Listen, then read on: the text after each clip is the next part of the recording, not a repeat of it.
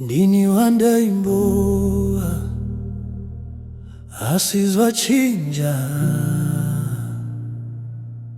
ndakatanga murima asizvino ndinofamba neshita ndakanga ndakandwa ndakarasika pasi pedutu nakanzwa ndiroga muzango rerima hapana chenga necheta. But then I heard a whisper, Wanangu, come closer. Jesus called me when I was drowning, in pain, regret, and shame I'm counting. He didn't wait till I was clean, He made me right where I had been. Upenyu wangu wakashinja, andisisina kusuruwara, makandibata nerudo kusinga peri. Zvino ndinofamba nemufaro, muchinjiko wakandisunungura. Upenyu wangu wakashinja, andisisina kusuruwara, makandibata nerudo kusinga peri. Zvino ndinofamba nemufaro, muchinjiko wakandisunungura. Kawizi out of Victoria Falls, used to stumble, now I walk tall. Ndiri mwana wa Mwari and I know it. Even when storms come I don't blow it.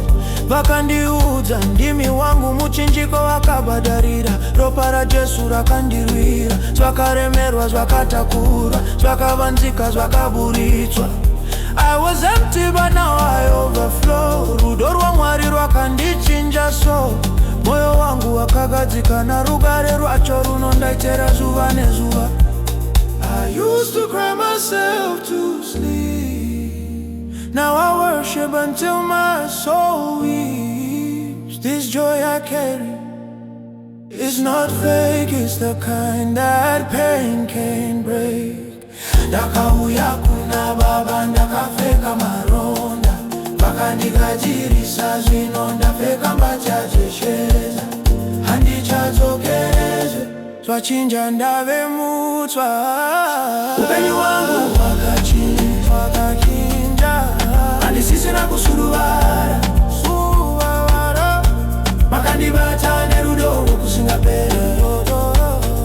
Zvino ndinofamba nemufaro, muchinjiko wakandipa. Upenyu wangu wakachinja,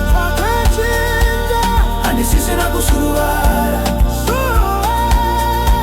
makandibata nerudo kusingaperi. Zvino ndinofamba nemufaro, muchinjiko wakandisunungura. Ndinoimba, ndinochema, ndinochema, ndinotenda for everything you've done for me. Ndini wandaimboa, but now I see upenyu wangu wachinja.